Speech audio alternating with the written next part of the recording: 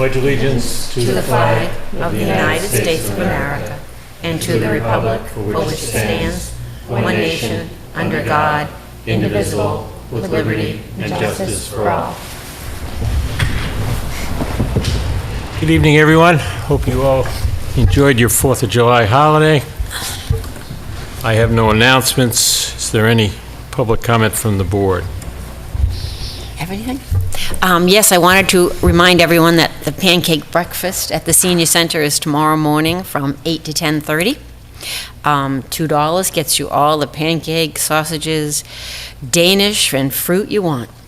I would also like to commend the Lunenburg Police Department.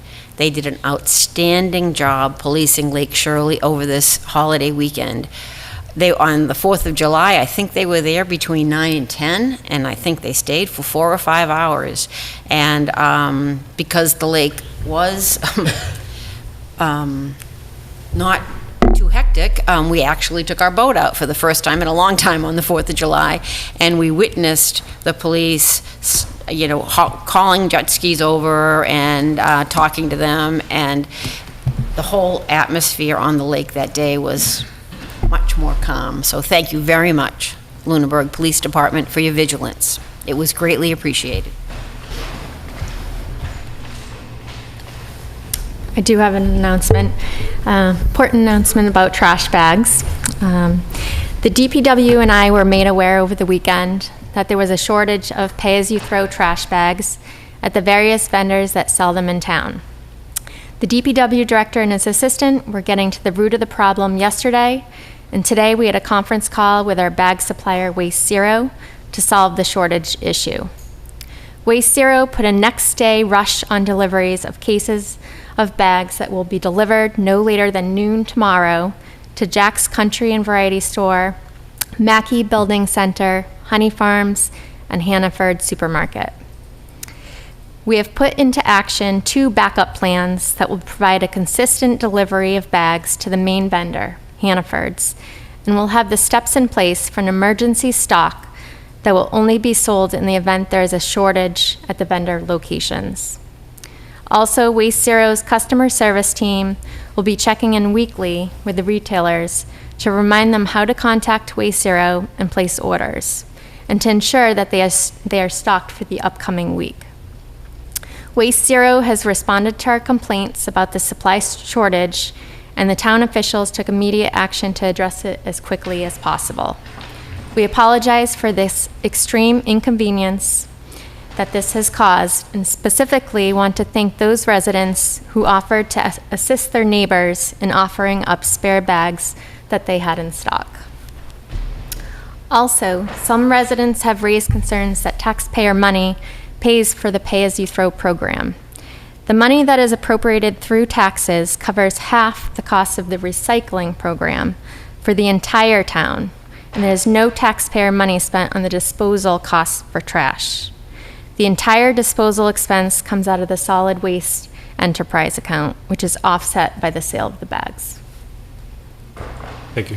Do you anticipate the bag price going up, or is it holding steady?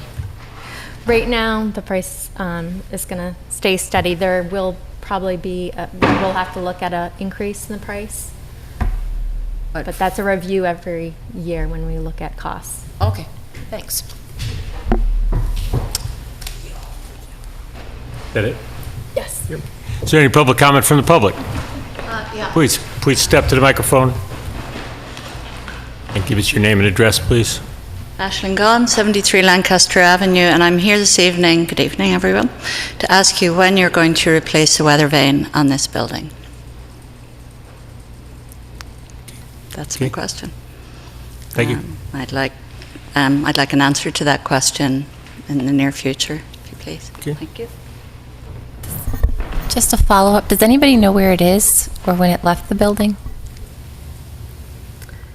So that would have to be directed to the DPW director. I thought it was down at the DPW. Okay. We'll look into it. Sure. Any other public comment? We got a no on the DPW. Okay.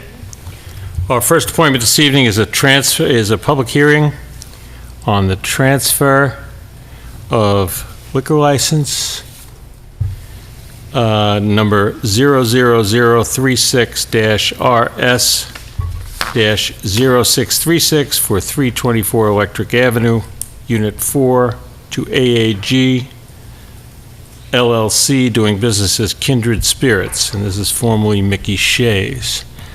And I'd like to read the hearing notice. The Lunenburg Licensing Authority will hold a public hearing on Tuesday, July 10th at 7:05 PM at Town Hall, 17 Main Street, second floor, Lunenburg, Mass., on the application submitted by AAG LLC, doing business as Kindred Spirits, for the transfer of alcohol license 00039-RS-0636, restaurant, all alcohol, located at 324 Electric Avenue, Unit Number 4. The premises is described as a Lakeview Plaza end unit consisting of a bar, dining room, 2 restrooms, kitchen, cooking area, and seating for 100 people with an entrance and exit. Board of Selectmen, Lunenburg Licensing Authority. Is there anyone here representing either of those people? Please come forward. Could you tell us who you are and what you're here to do? Hi, I'm Rebecca Andrews Graffoni. We're from Fitchburg. This is my mom. I'm Jill Andrews. I'm living with my daughter right now. Great. So we're trying to acquire Mickey's. I've been bartending there for like 7 to 8 years now. We want to keep it as a restaurant, also a bar. Yeah, so we need to transfer the liquor license, so we need the town approval. Okay. The package is in your materials. Will the business model remain exactly the same? It'll be a little different. We're changing the name, but it's going to be pretty similar. We're going to change like the inside, the Decor? The paint. yes, the and- paint, the carpet. Yeah, it's not going to be an Irish pub because I'm not Irish enough for that, so I can't pull that off. Yeah. Yeah, unless they want to start calling you Mickey. Yeah. Yeah. So you're going to change the decor, but not the business model, how it operates, or business hours, or? We're not going to change the hours. No, we're gonna keep the kitchen. The food's good. Yeah, I mean it is going to change, but it's going to happen over time. We don't have like a ton of money to put into it right away to like make drastic changes, but And you're sort of just talking about decor changes anyway, right? Yeah. Not the business model. No, not really. Thank you. You're welcome. I move that we approve the license transfer to AAG LLC, doing business as Kindred Spirits. Is there a second? Second. Thank you. Any further discussion? All those in favor? Aye. Any opposed? Good luck. Congratulations and Thank good luck. you. Thank you.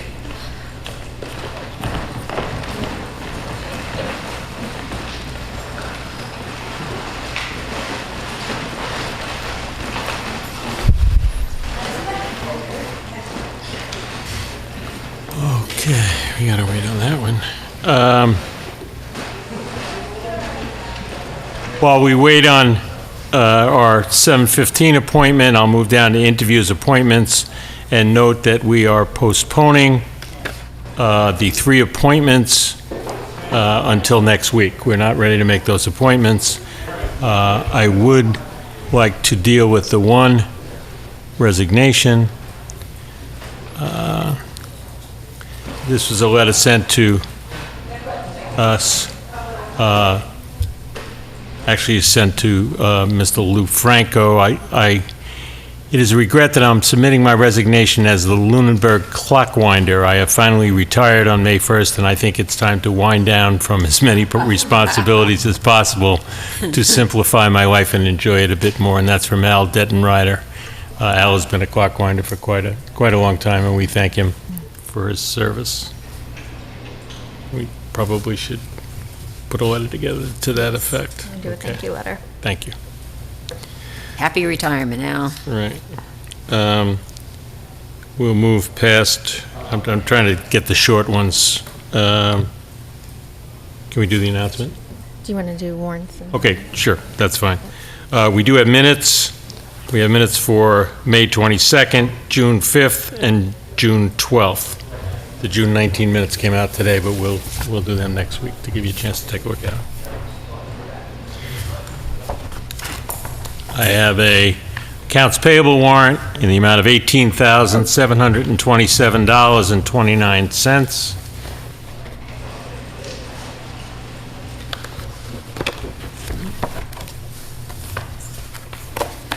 A payroll warrant in the amount of $617,457.99.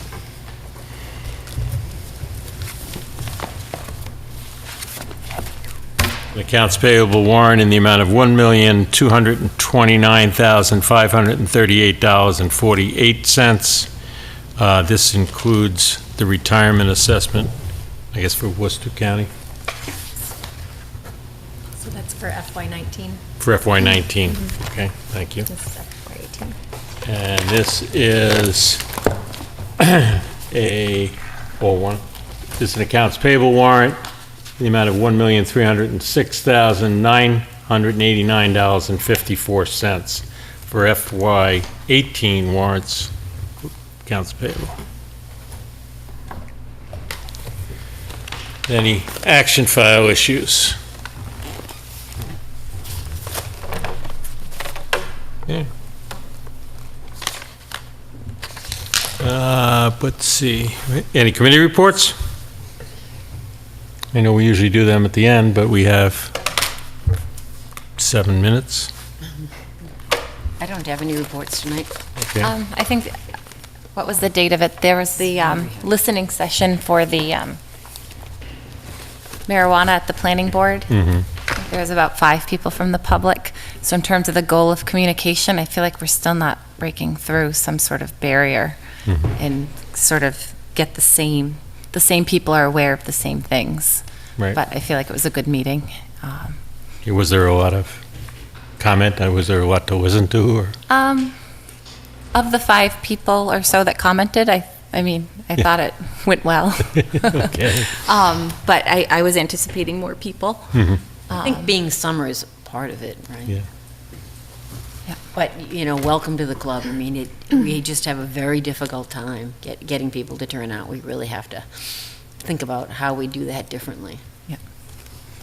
Food, I don't know. It's funny you say it's summer, but run into the same problem with the holidays, and then Yep. there's an excuse for every Yep. part of the year. That's right. true. That's right. It's very difficult. So, I'd just like to mention there is, the Finance Committee this week was canceled, so there will be no meeting on Thursday evening for lack of quorum. So even some of our committees have a tough time get the groups together. If you want me to do the announcement. Yeah, please. So the agenda item is announcement on engaging a consortium of attorneys. Okay. On June 19th, the board met in executive session to discuss engaging a consortium of attorneys known as the Massachusetts Opioid Litigation Attorneys to file a civil suit against opioid manufacturers and distributors. I received an email from one of the law firms in this consortium a few months ago and subsequently spoke to town council about the risk of joining this multi-district lawsuit and also to the police and fire chiefs about the effects of opioids in Lunenburg. Due to the fact that the engagement agreement with the consortium of law firms is on a contingent fee basis, there are no costs to the town, and the law firms would receive a fee if the town prevailed in the end. The selectmen and I would like to announce that the town has agreed to engage the services of the Massachusetts Opioid Litigation Attorneys, joining 93 other cities and towns in Massachusetts, filing suit against the drug manufacturers and wholesale distributors responsible for fueling the opioid epidemic in the country. As with other cities and towns across the nation, the opioid epidemic is affecting the town of Lunenburg, putting a strain on our public safety departments, our health organizations, our schools, our families dealing with addiction, and in general, our community. We hope this multi-district lawsuit against the drug manufacturers and wholesale distributors brings about a change in policy and the legal obligations of how opioids are marketed and distributed.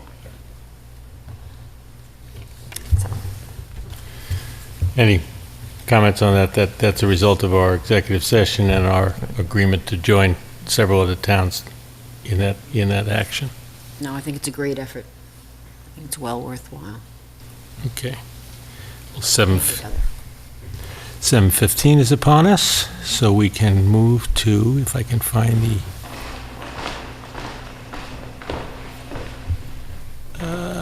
Okay. We are about to have a public hearing. The Lunenburg Board of Selectmen will hold a public hearing on July 10th, 2018 at 7:15 PM at Town Hall, 17 Main Street, Lunenburg, Mass. In the Joseph Bellata Meeting Room, second floor, to hear and discuss the addition of a technology fee to all Building Department, Department of Public Works, specific to Highway, Zoning Board of Appeals, and Board of Selectmen permits and licenses. Board of Selectmen Chairman, and our Land Use Director, Adam Burney, is here to tell us about that. How are you? Adam Burney. All I have to do to get on the beginning of the agenda is write the ad myself. But no, so we implemented the online permitting. We're still in the implementation phase, but the Planning Board, the Zoning Board, the Building Department are using this technology currently internally. With the new town website coming imminently, we're waiting to roll it onto the website till the redesign is launched so that there isn't jockeying between the two builds and all of that. But this system was paid for upfront by the grant from Massachusetts Information Technology Department. And that purchased us the first year, the implementation, the setup, and all those sort of fun things. And now going forward, annually, there'll be a maintenance cost of $32,800. And that will cover the storage of all of our data on Viewpoint Cloud, the upgrade of the technology as they roll out new versions. We get a free upgrade when we're ready to upgrade, and they offer support and training as needed. Training is often at an additional cost, with the exception of maybe new technologies or a once in a while, okay, we just need a quick update on something. But support is there. We use it more than I'd like to admit right now, but we're becoming more and more comfortable with it. And when it goes online, most of the support issues have to do with the way we're processing certain things internally and making sure everything is lining up. So what we're proposing is to put a technology fee on all permits and licenses as a way to fund a portion of the annual maintenance cost. In the fiscal year 17, we took in a little over $330,000 in permit and license fees. And so in order to recoup 100% of the cost, would be a 10% increase on every permit. And that seems a little draconian and probably exorbitant. And while this technology makes the users, constituents, licensees, permittees, life a little bit easier because they can do it at 9 o'clock on a Friday, or they can track their permit and they don't have to pick up the phone. It also provides efficiencies in-house. So what I'm proposing as a technology fee is 5%, which would, based on these numbers, get us a little over $32,000 or a little over $16,000 for those numbers, which would cover half of the cost. The other half would be paid through the general fund revenues through the IT department. And again, this is something that's a moving target. The more permits we get, the more money we intake. So potentially over a period of time where it's easier to apply for a permit, we can track them a little bit easier. It's likely or potentially likely that we would see more people applying where they have access to it, and potentially that 5% may recoup more cost, or as fees are adjusted appropriately, we start taking in a little bit more. So there's the potential over time that the 5% would cover the cost. What that time frame is sort of a moving target right now. I have a couple questions. Sure. What's the average fee now? Average permit fee? Yeah. It really depends on the permit. The base cost of a building permit is $50. So it would be 55 if we increased it 10%? Correct. But I guess I don't see that as exorbitant. on a base cost, I might agree with you. On the construction of a new house, the permit fee could be several thousand or more dollars. On a Percentage of the construction value. on a commercial project, you could pay tens of thousands of dollars in permit fees. Yeah, so I guess I need to understand how the permit fees work. So permit fees are based on the cost So of, let's say I'm building a $500,000 house. it's based on, I think it's $9 per thousand of construction costs. So if it's going to cost you $500,000 to build the house, it's $9 per $1,000 of that cost. So 9 times, 450 bucks. 500. how much? About 450 bucks. Yeah. So, No, that I mean, doesn't sound No, right. no, 4,500. I'm not a math whiz. Again, I'm a planner, not a mathematician. Yeah, but I mean, I but- need to, does somebody have a calculator? I mean, I really want to know, because I don't think the town should be incurring any more expense. I think if it's costing us $32,000 to maintain this new e-permitting, then we should get that from the people getting the permits. I don't think we should increase the cost to the town. That's going in the wrong direction. I think it sounds like, though, that the technology helps the town and it helps. So how much? The applicant, Well, so then, it's then are the sort of- town, our town costs going to go down? I mean, I guess that's something. It allows for more efficiencies in work. It eliminates calls of where's my permit, what is my permit. It allows for inspections to be tracked so that there's. I understand that. So is the town going to save money? Are we going to have the person who does that now be able to do another job for us because they have extra time? But they currently spend more time than is allotted to them for this work, doing this work. So the building department has one clerk for all trades, building permits, and the zoning board of appeals. And so getting all of that work completed is more than 36 hours every week. So they work overtime? They don't work overtime, they're just often behind. So we're, You know, I just, But let me ask you to look at it a different way, though, and I think it's a fair point, because I had the same concerns, but there's a cost for permitting that we would hope is competitive with other towns, you know, or whatever the norm is. It costs us money as a town to administer the permitting function.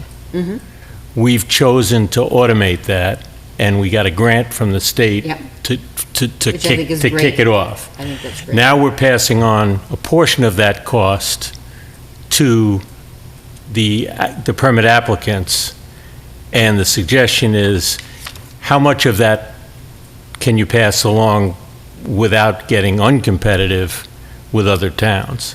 Right. And it's, I haven't is heard it 5, is it 10? I haven't heard anything, any comparative numbers. No, I understand. But I mean, it's a different way to look at it. I mean, we have to process that permitting process. And it would cost us in manpower hours or something. Yes. And we're automating it. But when And now we- we're saying, can we charge the applicant for a portion of that? Well, I mean, you are, same time, because they don't have to submit paper plans anymore, right? they will need to submit paper plans. But they're going to save a lot of time. The state requires that we keep a set of paper plans. Okay. What this does is this allows communications between departments to be easier. Building permits require sign-offs prior to submission. Right. This eliminates that necessity of someone repeatedly entering an office saying, is this person in to sign my plan? Is this person in to speak to about my plan? And they get an email saying, you have this permit to review. When they sit down, they log in, they review the permit, all the documents are there, they're able to review them comment, move the process along, hold the process, communicate with the applicant to get that issue resolved. So what it does is it creates an ability for someone to do their job without relying on someone else being available. So if the fire chief, say, was reviewing a building plan, normally he'd have to be there for someone to come in and put the plans down, say, here's what I need, and he'd say, okay, I'll call you. And he'd look at it and he'd call them, and maybe the person's there, maybe they're not. And I don't think you have to sell us on it. But what I'm saying is, it's a great idea. but that's the savings there, is the time that is spent. So if the town is becoming more efficient, how is the town using that efficiency? If, people have more time, so what are they going to do instead of that? They're going to do all the other functions that they have to put But they already do that. So I'm looking for how the town benefits. I think I'd look for any example of technology. Like, obviously, this costs the town something, and it certainly makes looking through information super efficient, and I can't imagine going through all this as paper and distributing the paper. I think it's hard to always see it, but technology helps a process. Yes, but I don't think the town should be paying for it. I think there's a lot of benefit to the town in improving the process, so I don't know why the town wouldn't contribute. Adam, how many paper copies did you previously require? Still just one, or did you require? Three. So there's some, what I was trying to get at is this, printing costs money, usually it's like $4 a sheet. Correct. So, and that adds up quickly, so the person doing the application is saving money too. They're saving money, yes, and we're saving space because we're currently storing reams and reams and reams and reams of paper. We're producing paper copies of all of this stuff. Like you said, you don't have to sell me on why it's better for the town. But again, all of that is part of the savings to the town. What is the town going to get for that savings? That's what I don't understand. And going back to what you were saying about being competitive, I'd like to see what other towns are charging.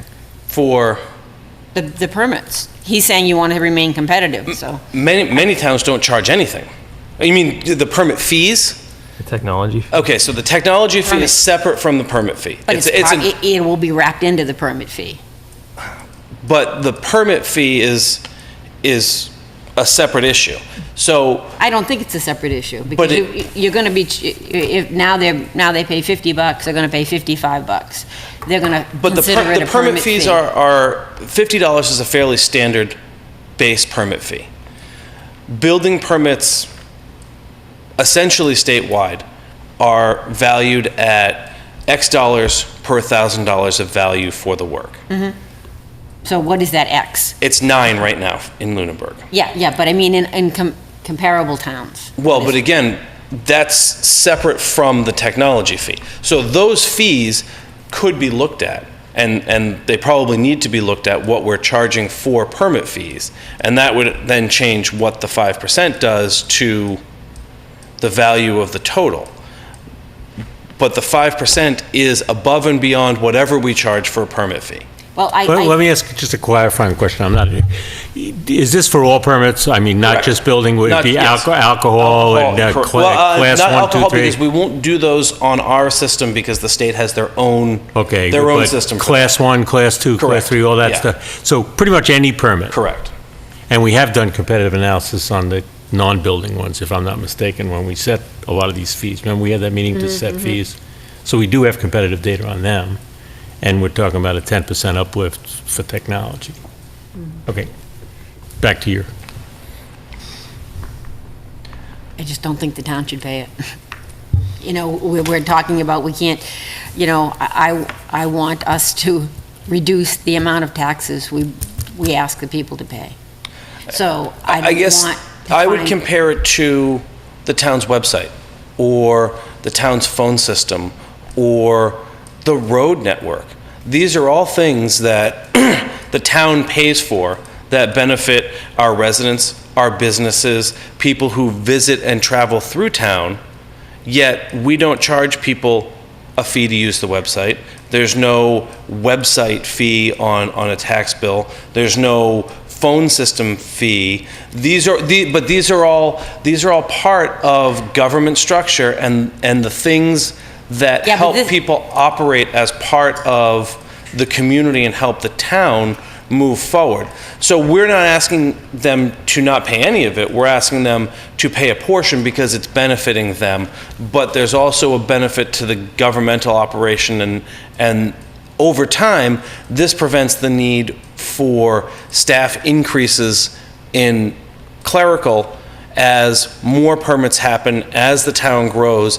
It creates an efficiency that allows other tasks to be performed I'd love to see that. by people who are currently doing these things. I would love to see the analysis of that, of, where the efficiencies will be. I really think that it's a clear case. It's going to cost us X amount to administer this new e-permitting. You've got the people that will benefit from the e-permitting. The 10% should be, they should absorb it. The people asking for the permit should absorb it. I really don't, I think it's the wrong way to think about the finances of the town. If it was my finances, I'd say, listen, it's going to cost me 10% more, so it's going to cost you 10% more. I think we're in a mindset where it's not our money. It is our money. I understand, it's my money as well. Right. I pay taxes here, I live here, and honestly, I would be less likely to pull a permit or do work if I know that. It's going to cost you $55 instead of 50? But most permits aren't going to cost $55. That's the bare minimum. That's replacing one window, not replacing all my windows. We want to encourage people to continue to pull permits. We want them to do so using the system, and we want to recoup a reasonable cost for that. This encourages people to try and get away with things, an exorbitant fee. And people, you don't know if it's exorbitant because you haven't Well, comparatively looked at other I towns. got the calculator for your $500,000 house question. So it's $4,500 to pull the permit. And you're building a $500,000 house. Right, but do you mark that up, the 5%, it's $225, and $550 if you want to do the whole 10%. That's You're building a significant. $500,000 house. Yeah, but we're getting hung up on the 5 and 10%. What we're saying is we're spending $40,000 Right. to automate something that we have to do anyway. $32,000. Okay, well, we got 40,000 from the state to Correct. get it kicked off. All right, so we're spending somewhere between $30,000 and $40,000 to automate something. I think Adam's example of the website is a good one. We spent money to have a website. Now, here's an opportunity to recoup some of that. And we're going to pass it along to the permit people, the permit applicants, and we're going to recoup some of our costs that we're spending to do business, to automate the business we do already. Now, how much we pass along is what we're talking about. Is it 2%, 3%, 5%, 10%? Do we want to make money on this process? We could do it 15%. No, I'm not We interested in making can't make money on the process. What? Well, Fees have to be equivalent to, at most, the cost of the service provision. okay, fair enough. And that's fair. I made my point. I basically will go with the wish of the board. I just don't know. I think I hear an implication that we're trying to encourage people to pull permits as opposed to doing work without pulling permits. I think that's a very weak argument. Also, if I don't think people are going to say, oh, geez, it went up 10%, I'm not going to pull a permit. I'm going to try to get away with it. Before, I would have pulled a permit, but geez, that $5 is going to kill me. I mean, I think that's a very weak argument. I think there's many people who, and I'm not saying this is distinctive to Lunenburg, there's many people who will inquire about the fee of permit, and if they think it's exorbitant, they will do the work and hope that they can But we don't skate even by. know if it's exorbitant because you haven't done any cost comparison. well, I so think the cost comparison has to come before we entertain this. I feel like so much is dependent upon the economy in terms of who's pulling permits, and every year is so different, and that's the baseline of what kind of revenue comes in. I mean, I think the economy is going to determine that 330,000 Correct. number, and everything will come from there. But the faster and more efficiently the town can process the permits, the more permits they can process. And in a state where the economy is good, that number will increase quicker and faster. And then the economy gets poor and people aren't building, and that number's low anyways. So I don't think you can totally analyze this without the fact you can't that say it's that totally this is always going dependent to recoup the cost, even at 10%. We could do, if we did a 20-year analysis of permit fees in Lunenburg, from 1999 to 2005, we were probably making a significant amount of money on, and we'll just use building permits because that's probably the largest nut that we bring in. The town was probably flush with building permit money. 2006 to 2010, 2011, that number probably dropped by 50% or more. And now we're starting to see it creep back up. However, in that time, you had less work to do, so, you know what I mean? But that doesn't The change the workload. cost of the permitting system. Right, exactly. But the system, I think, benefits the town and the employees and the ability for them to communicate more than it does the applicant. Correct. So putting the burden on the applicant, even putting 5% I just see it more as an operational thing for in-house, more than if I'm going to pull one permit every 5 years for a gigantic, why am I going to pull the burden of the cost that's helping the town on something they use every day? So I think splitting it makes complete sense. Yeah, I don't. Okay. I disagree. It's a public hearing. Is there anyone here who's Yeah. weighing in? Sure. Hi, Greg Bittner, 32 Sandy Cove Road. I'm also the chair of planning. So yes, the permitting is going to be helpful because I've attended these economic development summits with business owners and residents, and one of the reoccurring themes of it is the cost and the cumbersome process that we have.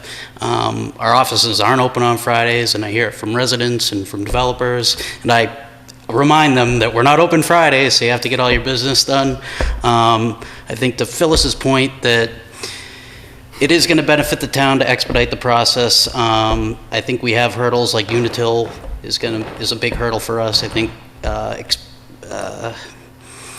raising the permit fees isn't going to be huge, and I think that the time that our town employees spend will be better served through the permitting process. I've never once walked in the office and seen Adam twiddling his thumbs with nothing to do because, I can't say that they have spare time. So there's always something for them to do. And I think that the only way to grow our tax base is to grow. I mean, that's just my point. So, thank you. Thank you. Anyone else?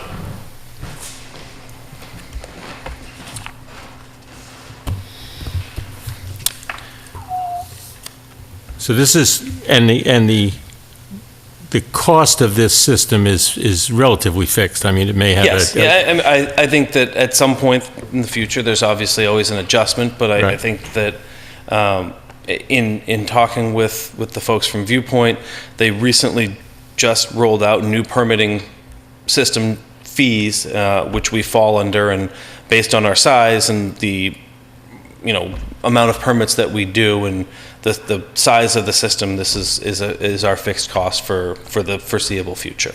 So if the permitting increases, there's more fees to cover a relatively fixed cost. The more permits, the higher the fees, the more that comes in off of that. And when do you need an answer? Pretty much now. I would never come and presume to tell you that you have to give me an answer tonight. But you're ready to implement this pretty much. Yeah, I'm ready to implement the fee whenever it's approved. The system's being used. We're processing permits through it. I thought you weren't. We are processing internal permits through it. What does that mean? So we're taking permits in and we're putting them into the system, ensuring that it's functioning correctly, and it is.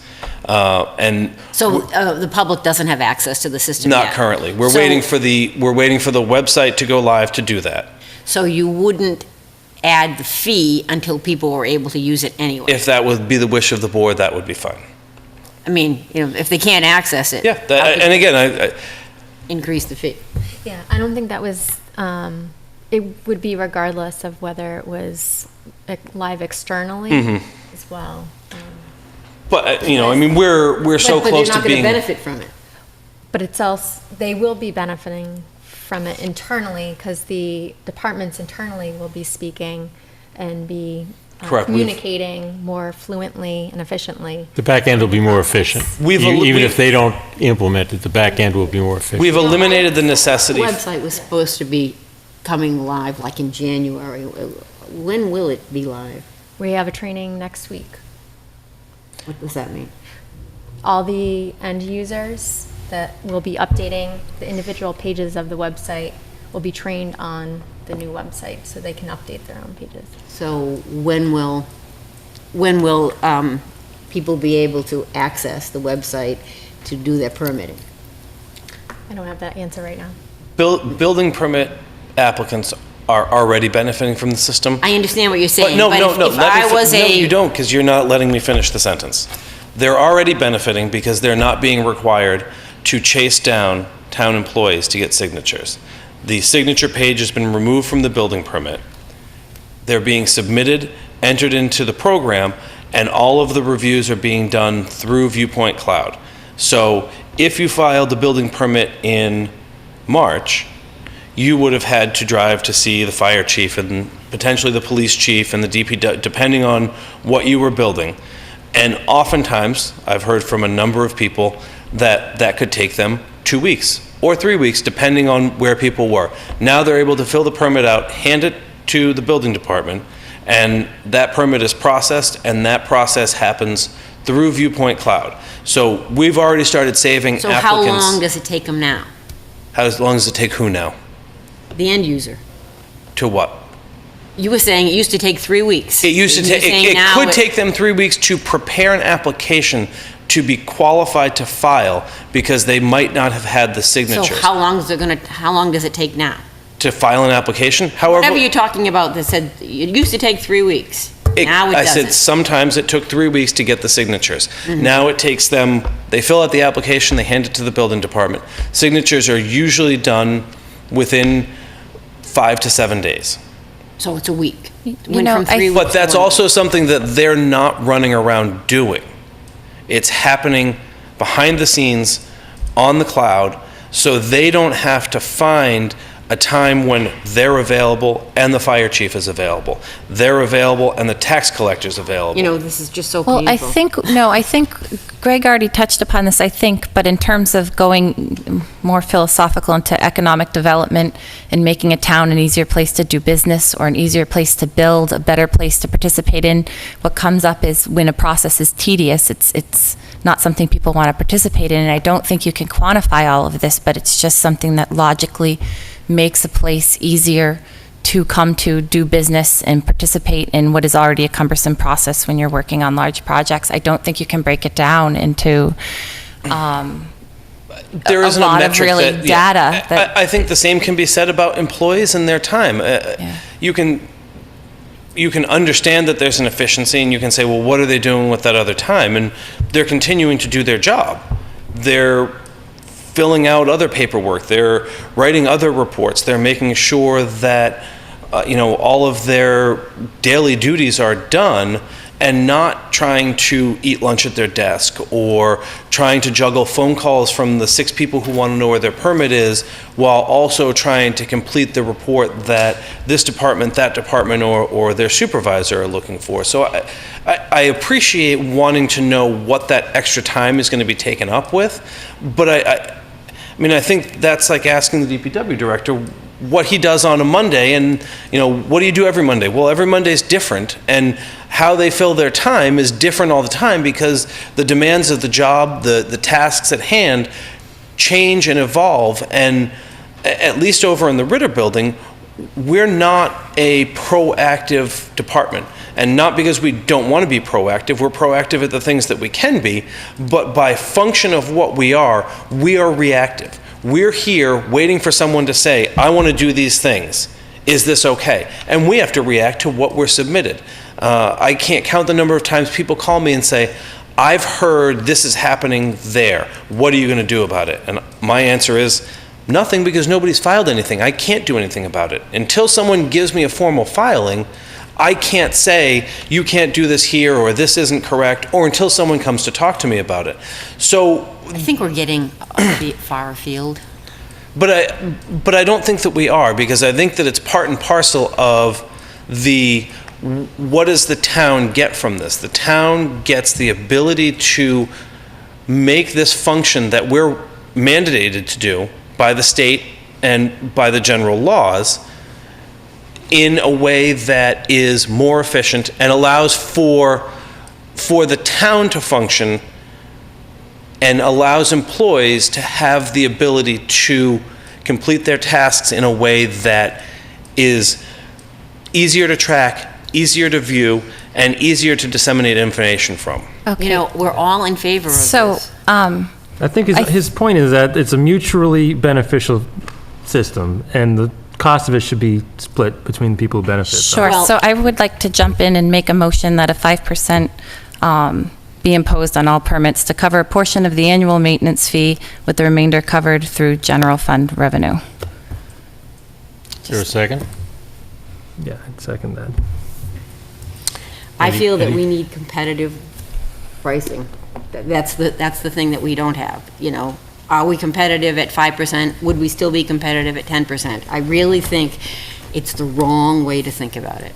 Yeah, I look at Adam's memo in the package of July 2nd, and, you know, he talks about the cost of the system, and he says fiscally it would be most prudent to cover the entire cost with a fee system, but he believes that's an excessive fee.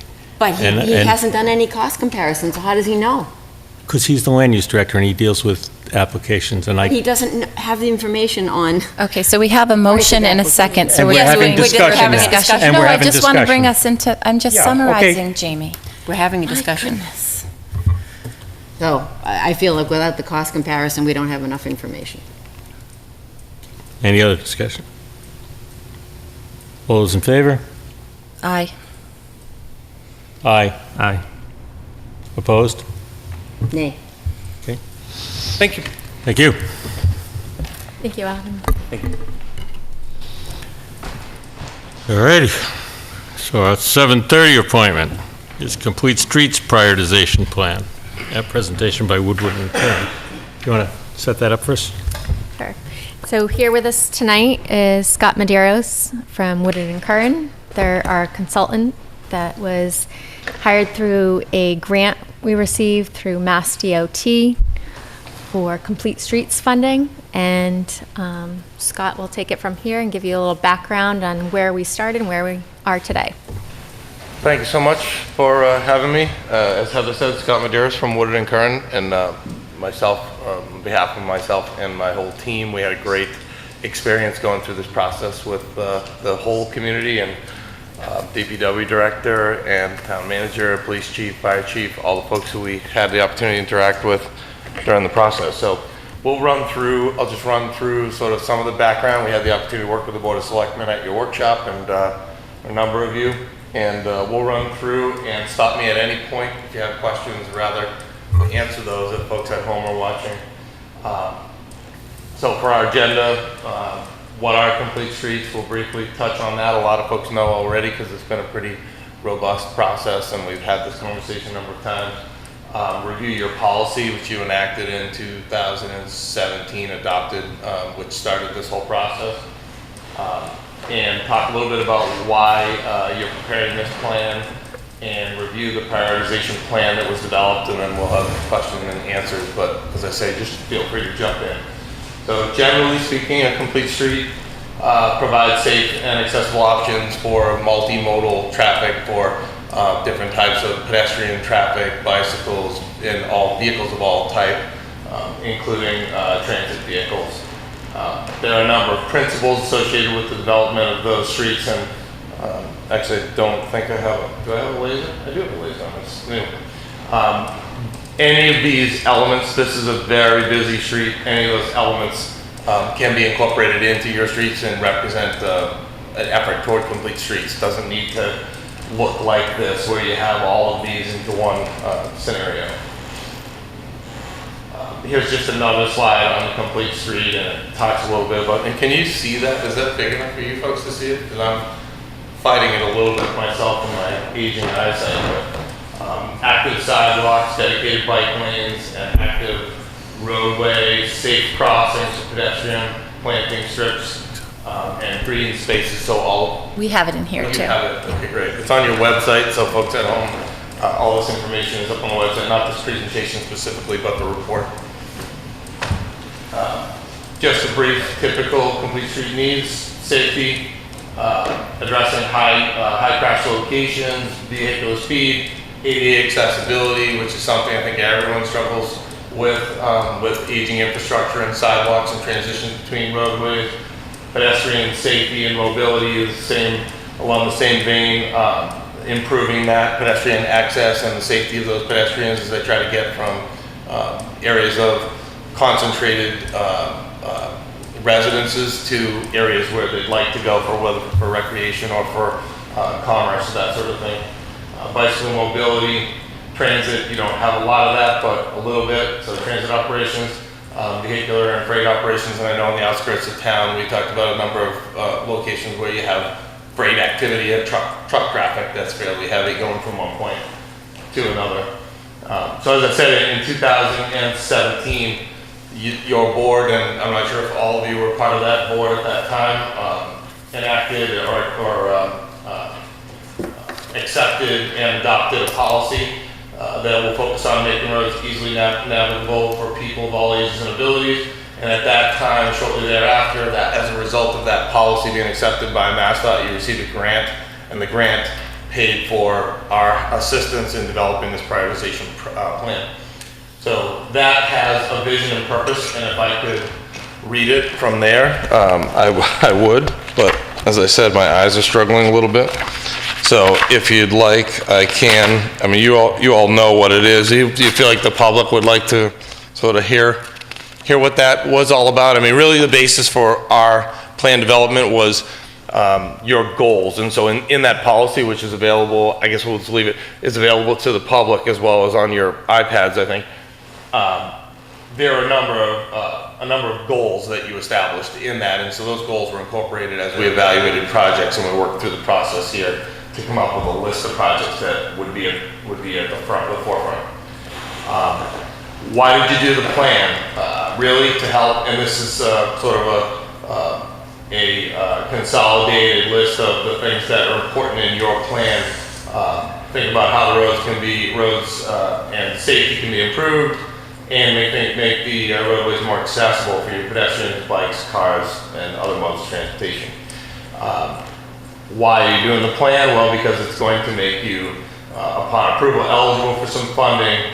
Once you have your approved plan, you can request or submit, or you will submit potentially up to 5 projects a year for consideration for funding, up to $400,000 in total. Could be for 1 project, could be for 5 projects, could be for 3 projects. It could be distributed.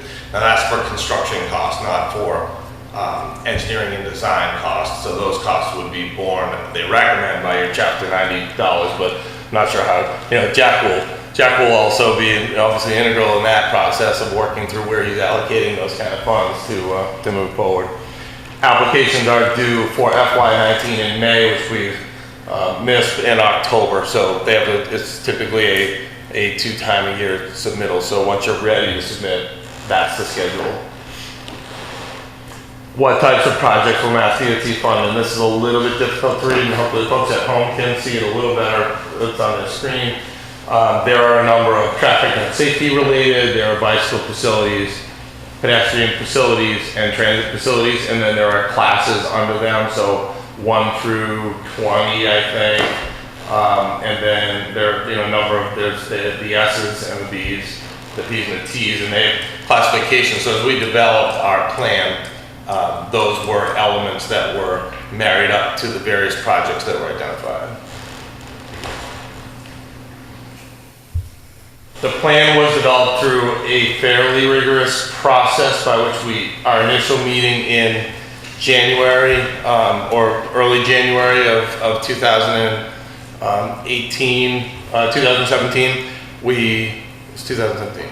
December 5th, yep, we met as a group. I'm losing my years. We cross over to FY19 and my brain starts flipping and I realize it's not really 2019 yet. So we initially met with a group that included Heather, Utown planner, Jack, the DPW director, the police chief, the school superintendent. We had a nice cross section of all the folks who had a feeling of where these projects a good starting point for projects, and a lot of that had to do with there are projects that have been lingering for a long time, where high crash locations that the police chief and DPW were well aware of. There was a whole litany of things that we considered as we developed the first list, and that was about 30 projects long. We brought that list of projects in a presentation to local residents and the select board during your workshop, and that was in January. We had a conversation about those projects. We had a big whiteboard session where we put together an additional number of projects to the projects that we had already brought up in our initial meeting. The additional feedback that we got from residents after that was done through a survey. For a number of surveys, there were multiple iterations, and I think we pushed it back out a few times with some edits, and we got feedback and that feedback is in your report. So folks chimed in on which project. They answered questions on SurveyMonkey. They offered us on Facebook. They offered feedback and input. We use social media in a pretty robust way. Heather did a great job of making sure that information got pushed out. We got information out to the school. We then pulled all of that information back in to review the feedback. That developed a list we ranked the projects based on how the feedback came in.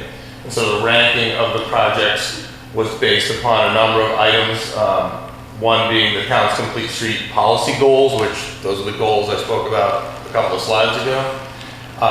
There is that eligibility list that I just talked about with the 4 categories, where we had the S's and the P's for pedestrian and so on. So they all got an extra point or so for each of those categories. So if one of the projects hit multiple of those categories, it gave them a higher score. And then we also ranked the projects based on specific prioritization criteria it's that last little piece is sort of a community specific. They don't dictate to you how you do that. So we inquired amongst your group how they felt about geographic distribution. Could be one of those criteria, whether you wanted to specifically focus on an area of town where projects were highlighted, or you wanted to have it distributed throughout town. There were a number of factors, and they're all in that documentation, and the scores are listed, and we came up with a list of 15 projects. So this is a little hard to read, it's just more for representation, but this is the standard format. So the standard format is the project number, the ranking from 1 going downward. We have 15 projects as a description, and then they have standardized columns, and this is the document that gets submitted for review to Mass DOT. And there's a map here that shows the projects individually around town. We created a GIS map there to show you. And the project range in cost from $68,000 to $550,000. Those costs that we estimated include engineering, construction, limited or full-time construction support. Depends on what the project is. Some of them are very small projects. Some of them are a little bit more complex. I'll run through the projects briefly just so that folks can get an idea of where those projects are. Main Street and Oak Ave pedestrian improvements. Would construct a sidewalk connection between Oak Ave and Main Street with an estimated project cost of $82,000. That was the number 1. These are in the order of the list that we've developed currently. Reservoir Road bicycle improvements would add a bike lane to one side of Reservoir Road. That cost is roughly $68,000. Can I stop you for a question? Please do. If you add a bike lane on Reservoir Road, if there's no bike lane on either end, how does that help really? If there's no bike lane on Page, then go to Lancaster, or if there's no bike lane on Leominster Road, you're just doing this piece, so you just have to bike up and down. It doesn't. Yeah, I think. I could comment, just something that was brought up during that discussion on that project particularly, was it's a common road that a lot of people use for biking. And it's running the entire length of that road. And it's wide as Yeah, well. no, And I the think road's very wide, I can see, but in my head, I'm thinking, okay, either you ride up and down Reservoir Road all day, or you're in this one piece that's nice and safe. And it's a great comment. I think the challenge you run into anytime that you think about a bike lane or you think about a sidewalk is eventually there's something goes to nowhere because no one has the budget or the ability to just decide that everything needs to be sidewalk or bike lane. So, I mean, folks are going to ride their bike one way or the other, probably from point A to point B, so improving safety in chunks or in critical areas where perhaps there tends to be a much higher volume of biking. Maybe they're going from a neighborhood to a neighborhood, or they're using it as a recreational location to go back and forth. Those were some of the considerations that we have, and that's always a challenge. I know some of your neighbors in neighboring towns have done it, and their sidewalks obviously end at your town line or vice versa, and so I think when you start thinking about these types of projects, you look at ways to sort of create that connectivity without throwing your hands up and saying, well, we can't do any of it because, you know, we can't do all of it. It feels like you should have a plan. If you're going to do Reservoir Road, then you should have, well, the next step would be Page and then Lancaster, or, you know what I mean? Just having an island But bike path. adding the bike path is more than just a bike path. Having the striping on the road narrows the road, calms the traffic, makes it safer for people who walk, makes it safer for everyone. The goal is not just to make a bicycle track. It improves the safety of the road altogether as a whole. I know, but I think when we pick the projects, we should think, okay, if we do this project, what's the next step? You know, instead of doing little isolated things. I think we need a plan. And it's not to say that we can't. Right, and this is like a working document as well. It's gonna be updated, and as you choose your projects, it's gonna be, you know, But I mean, I think prioritized. I think choosing the project, you have to think about it before you choose, as you're choosing the project. But again, we're not, the goal here is not to make a bicycle track or a connected bicycle circuit in town. It's not all roads that lend themselves to it because they're too narrow and you can't allocate that. So you're not gonna get a contiguous bicycle path through town. The goal is, this is a wide road that needs calming and it makes it a safe space to bike and makes it safe for other things. I know what you're saying, we should have a plan for connectivity, but you're not gonna get that because you have narrow roads where you're not gonna have a bike path and people just bike like they bike now. You don't need to have a continuous circuit or path to accomplish the goal. May I ask a more general question? Is this priority set, or how is it set? And when is something chosen and how? Like, I mean...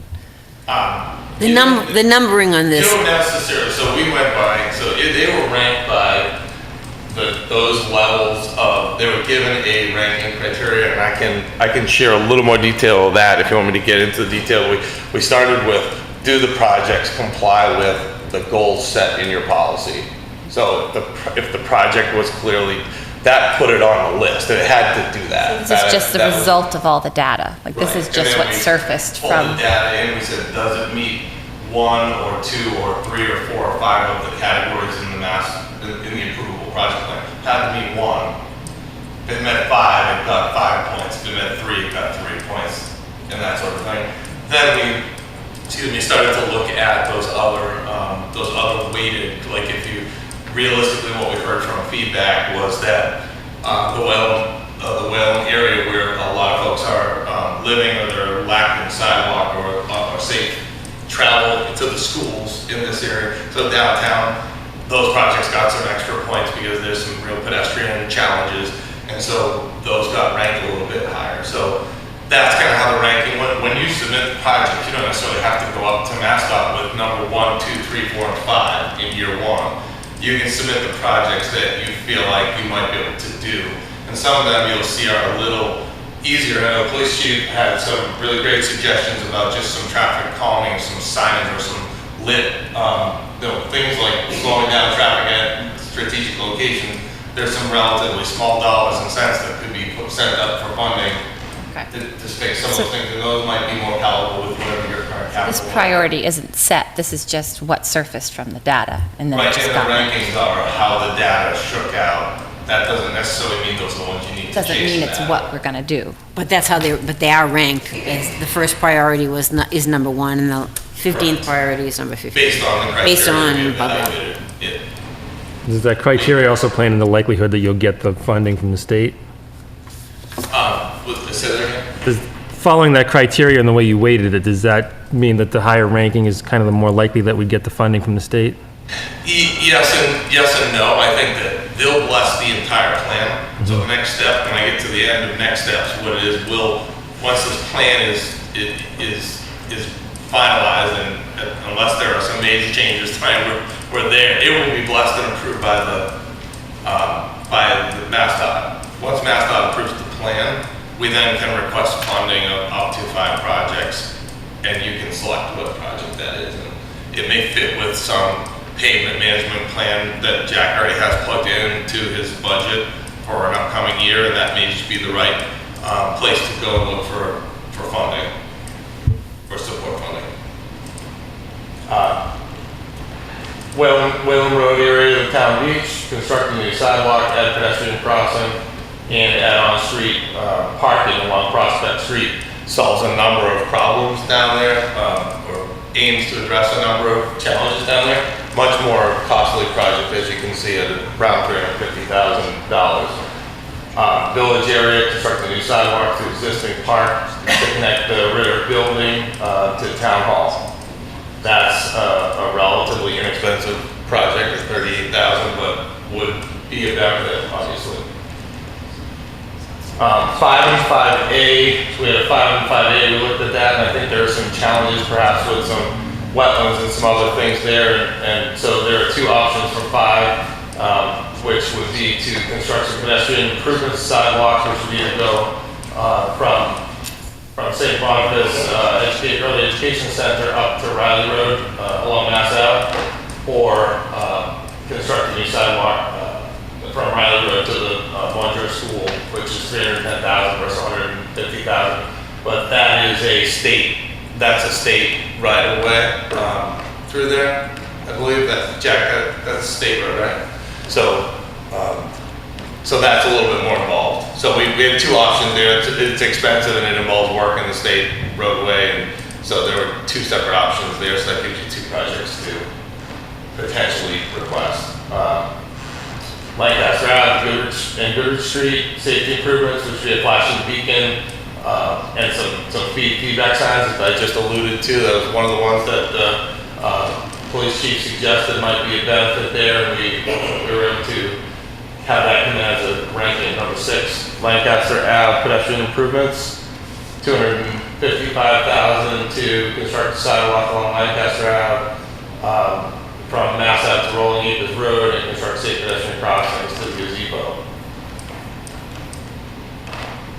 Village area, Memorial Drive, some pedestrian improvements to get a new sidewalk and pedestrian crossings on Memorial Drive from Main Street to the playground.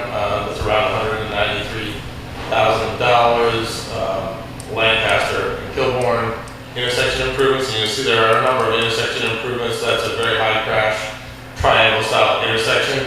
So the conversion to a T-style intersection would give folks a better sight distance and take away those inadvertent glaring passing through. Those triangular intersections are notoriously bad for crash scenarios. So that's a $500,000 project. So if you were looking to do that kind of project, perhaps the majority of that could be paid for through one of those years. $400,000 max if you were able to get it. The Oak and Northfield intersection, convert high crash triangle intersection, you had another one of those at Oak and Northfield, and there's another one at Gilchrist in Northfield, around a little over 400,000, and just about another 400,000 at 380. So there are 3 of those that fall right in a row. Pedestrian improvements at Page Hill, Broad Meadow, which you construct a new sidewalk, Page Hill Road neighborhood, and add a safe pedestrian crossing across White Street.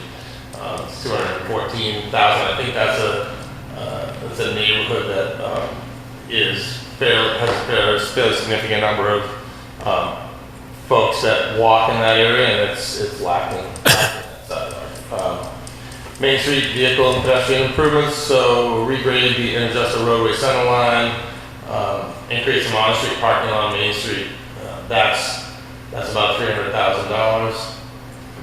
And we're getting toward the end, so Page and Lancaster intersection improvements, which is another one of those high crash locations. So we convert that to a T-cell intersection, a little over $500,000. And White Street and 2A would be installed traffic control signals. So that's one of those ones that I think we talked a bit about at the workshop. Folks were voicing their opinion about that. $300,000 for that. Would the state have to allow that?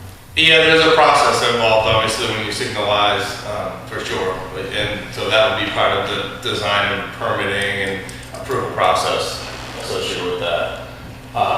The next steps, as I explained earlier, I got a little ahead of myself, would be to submit the final complete streets prioritization plan to MassDOT for their approval. And then you'll be eligible for those annual funding requests. You'll become a tier 3. So you became a tier 2 community when we do the prioritization plan. Once it's approved, then we will have executed and completed the tier 1 and tier 1 and tier 2, which are the development of your policy and acceptance of that, and then your prioritization plan. And once that's completed, now you're eligible for that funding. And there is, and I think this came up at your workshop, there is not a guarantee as to how long they keep funding the program, but for now it's funded for this current fiscal year, and I believe they extended it, or they anticipated it openly being continued, because lots of communities are so it's a priority for the current administration. We obviously can never predict what happens, down the road. I tried to be thorough, but as brief as I thought was warranted, so I'm happy to entertain questions from anyone that might have questions. Obviously the board first. Well, I will open it to the board for questions. Is there anybody in the public that wants to make a comment? Or please come to the podium.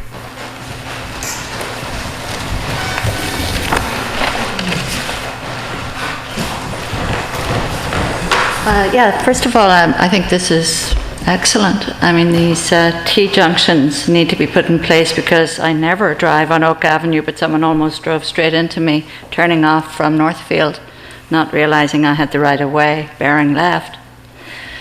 I braked.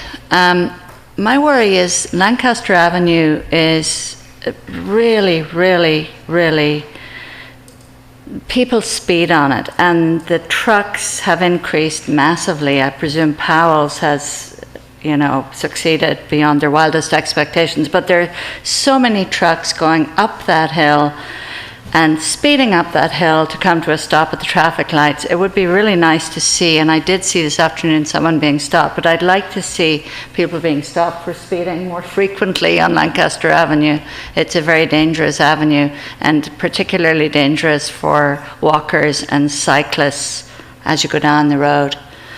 I don't know if it's possible in the long run to widen that road so that pavements or a biking lane could go in, but it is increasingly dangerous over time. It's just my comment. Thank you. Thank you. Any other input? Question? Any comment or input from the board? I'm looking at the meeting date from 1/9/2018, the Woodward and Curran report on that. And there's, where is that? Oh, close section of Leominster Road from Leominster Road to Whiting Street permanently and turn this into more of a pedestrian-friendly gathering area. What happened to that suggestion? There were 30 projects. This consists of submitting 15 top projects. Those projects can live and be revisited over time. They weren't responded to particularly well, or they didn't get ranked through the public process. That was brought up in the public process. That was part of the public survey discussion. Folks ranked these higher, and in general, staff ranked these higher. And there were definitely some challenges in the field looking at how that would happen in discussion, follow-up discussions with police staff as well. So that just fell off. So we can't have it all listed at the level that we listed these 15. These were the top ones. Okay, yeah, on that memo, there were only 16, so it must be a different list. That was the memo. From January. The initial, From 2018. That could have been the pre-workshop memo. By the time we left the workshop, we had 30 that were considered, and then we developed the survey. Well, it says it's a summary of the potential projects identified during the workshop in January. Oh, okay, so 16 came out of the workshop, and we had 15 maybe already. At some point, we had roughly 30, so it basically fell off. But I do know it was considered, and we discussed it, and it just didn't make the top 15. Thank you. For the number 13, the Main Street restripe for additional parking, is there other improvements for traffic calming besides, I mean, it came out to be $300,000. Looks like fixing some sidewalks and changing the crown in the road. Is there anything else as far as traffic calming to like extend islands out into the road to slow things down? I'm just wondering why they came out so high to essentially just restripe.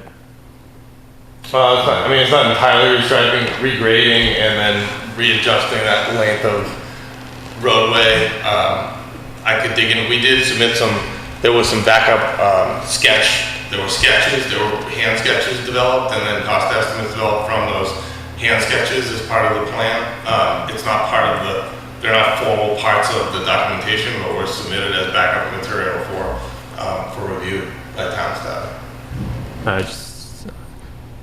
The road's pretty flat as it is now, and I mean, people drive in this manner as it is, and I think striping just kind of formalizes it, so I was a little surprised to see that. Right. Well, and bear in mind, the cost estimates that were proposed here, I think often what happens is cost estimates are maybe not as thorough as you'd like them to be, and sometimes you find yourself in a situation where you you've significantly underestimated, and I wouldn't suggest that we in any way overestimated, but we've included things like traffic control and details and construction administration, and in this case you're working on a state roadway as well through that section, I believe. So we've included all of those costs to make sure that we've got a real cost here, so you don't find yourself in a situation where you're not able to accommodate it in your budget, should you decide to pursue it. I think it's nice to look at, it'd be nice to, if all things were like this, where you see an entire town and all of their needs, or at least studied needs everywhere all at once. I think we managed to get a really nice distribution too, although we didn't specifically focus on the geography. I think there was an element of geography that played in. You don't want to have 15 projects that are all within like a half a mile of each other, because I don't think that that's necessarily the right distribution, because you have issues that can be addressed throughout the entire town. So I think that your residents would tend to probably reflect that or would support that. There's a project over here and a project over there. They're not just all top one. Well, while we said that there's opportunities to reprioritize and plan, et cetera, I think the step here is to determine if we want to move forward with this as our prioritization to submit to get to that next. So is this still a draft that we're approving the draft or approving the plan? This will be the plan should you approve it. Ultimately, if you approve it, it will go from draft to submission, and we'll get it submitted, and the process can move forward from here. Then, if you get it submitted, the next step is to decide which project to apply for a grant for? Yes, so it's supplemental funding.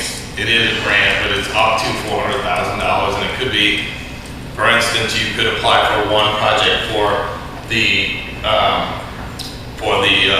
light improvements or the lit speed signs for $68,000. That could be what you put up as your project, and they could fund the whole thing. They could give you $68,000, and you could move forward. It doesn't require a lot of design. Some of the intersection T improvements, I know Jack has worked on some of those already in the past, or looked at them as possible capital projects. You could put in one of those, but you need to really be ready for your construction. See, they don't fund the construction, the design cost. So you need to put that in your capital budget, do your design, request the money for construction for that project. And you could do multiple depending on the size of the project. And so when we submit, if we were to vote to submit this, then the 15 project gets submitted and we get to pick from those which ones we want to put forth. It's not. You could put up none in any given year, or you could put one up, you could put 5 up. It really just depends on what your capital budget can sustain or what your appetite is for projects in any given fiscal year.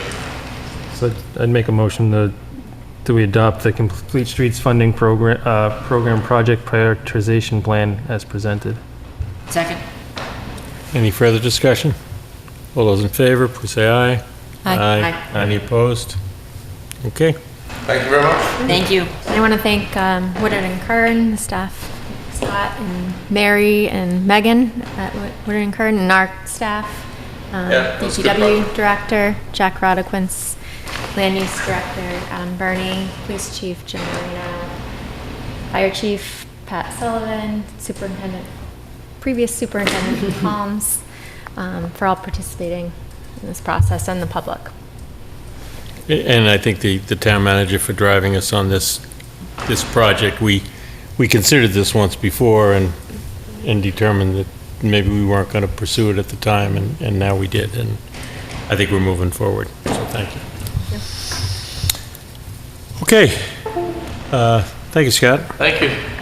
Our 8 o'clock appointment is for the skateboard park fundraising event request, including an entertainment license for their event. Good evening. Tell us who you are and what you want to do. I'm Griffin. To the microphone, please. I'm Griffin Caiozo. We're trying to get approval to have a town fair-like event at the future location of the Lunenburg Skate Park.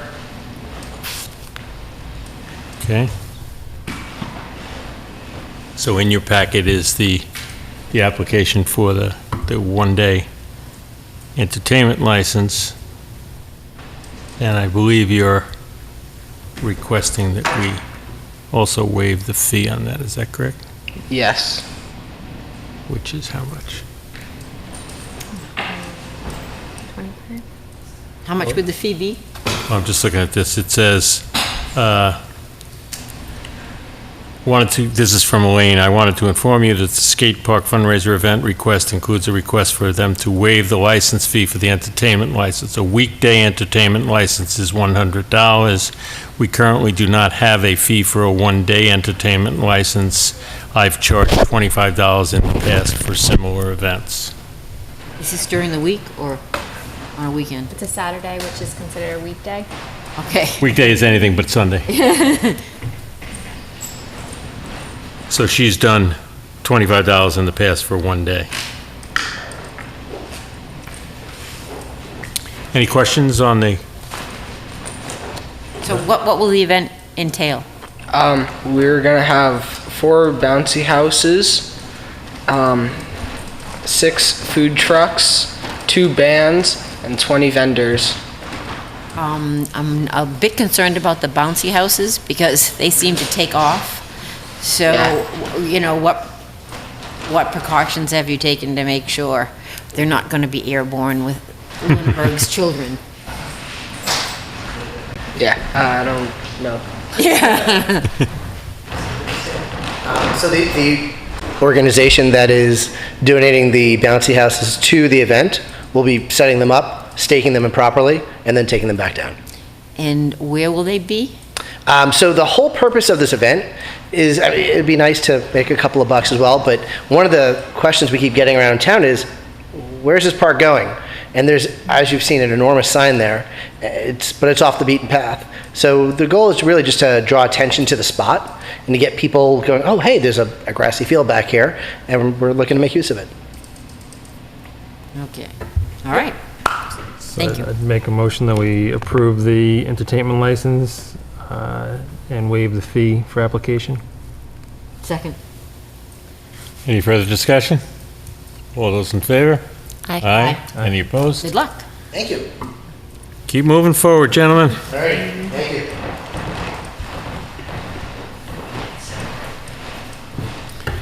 you. Okay, that's the last appointment. Next is our town manager report. An update on 925 Mass Ave, which is the old gas station. Town Council has reviewed the information on the old gas station at 925 Mass Ave. In order to negotiate a right of entry through the court, we would need to locate the present owner of record. Town Council does not believe the court would grant a right of entry for a property that is currently in tax title litigation without the consent of the owner.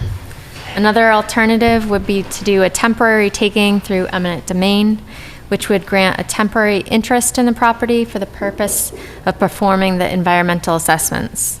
This would require town meeting authorization and a payment of just compensation. Town Council is going to proceed by speaking with Mass Development and the Department of Environmental Protection to provide written release of liability if the town assumed ownership and then was included in the chain of title. So nothing will proceed until that is a guarantee. An update on the Summer Street Road reconstruction project.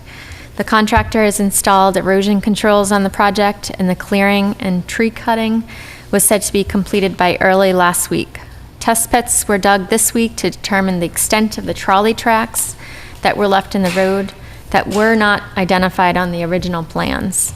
After digging at 15 locations, only one was found in the area near Youngs Road in Lunenburg that had 150 feet plus or minus of tracks, and this was expected to be completed today. The contractor will then begin removing the stumps of the trees that were removed last week. The drainage work is set to begin later this week. The Business Town Partnership meeting that was held on Monday, June 25th at 10 a.m. in the community room at the library. The president of the Pepperell Business Association, Mark Vassapoli, as well as two other Pepperell Business Association board members attended and spoke about the success their association has since forming 50 years ago and their willingness to have the Lunenburg Business Group join Pepperell, Townsend, and Groton Business Association regional events. The Pepperell Business Association members present each had roles in town government as well. One is a finance committee member, one is a selectman, and one is a library director that attended the meeting. And they said this was a collaboration between the business association and the town government, and it has served both well. Their main focus is on networking to help local businesses grow, collaborating with town government on such things as permitting and licenses, and giving back to the community through such things as scholarships. The overall theme was together, the town and businesses partner to build a better community. The Lunenburg business owners present received the message that they needed to form a 501c3 and vote on a board made up of a president, vice president, secretary, and treasurer. Subsequent to the June 25th meeting at the library, the Lunenburg Business Association held their first official breakfast meeting at the Dragonfly Cafe and nominated Darren Massey as their president. The group also has their own Facebook page called Lunenburg Business Association, which I have shared through the town Facebook page.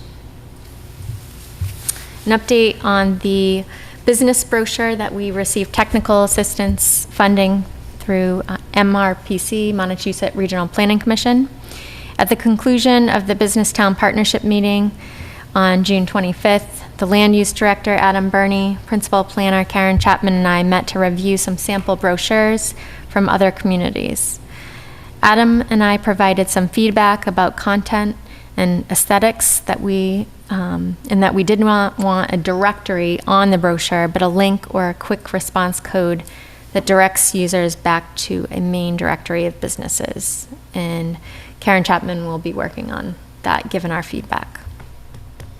DPW union negotiations. The negotiations with the DPW union were concluded in 3 sessions, and the posted executive session meeting tonight is to ratify the terms of the agreement. Other meetings and announcements. Town Council will be holding office hours on July 30th from 9 a.m. to 1 p.m. and on August 28th from 2 to 6 p.m. And doodle surveys have been sent out.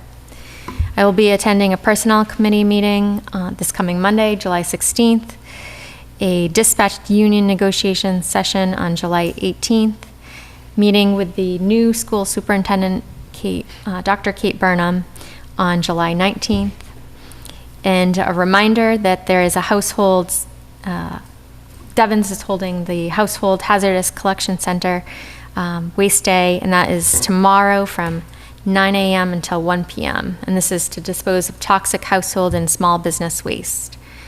Also, I recently reported that the town received participation credits in the amount of $10,197. We received another credit, which is from rewards, of $7,939, and this will be applied to the FY19 insurance.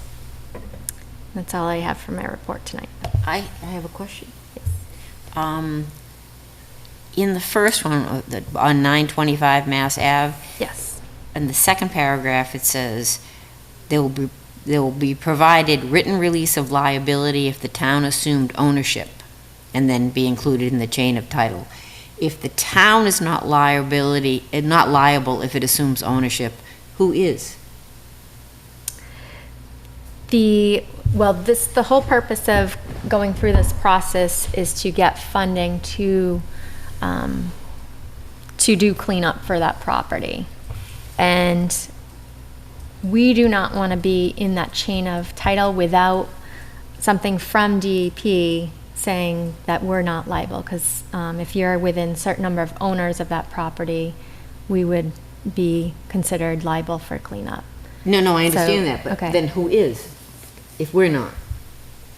I believe we would be able to get funding so the through state becomes liable? Mass development.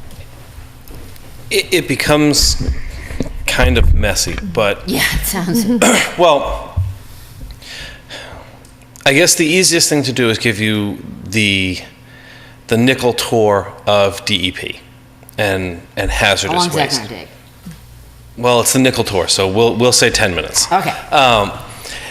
If you own a property that has suspected contamination and you want to purchase it with a bank loan, not pay cash for it. You don't own it already. Correct.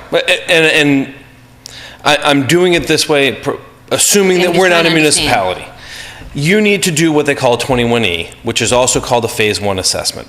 It's a historic paperwork review of previous uses, tenants, etc., for a property that would indicate that there may or may not have been some contamination.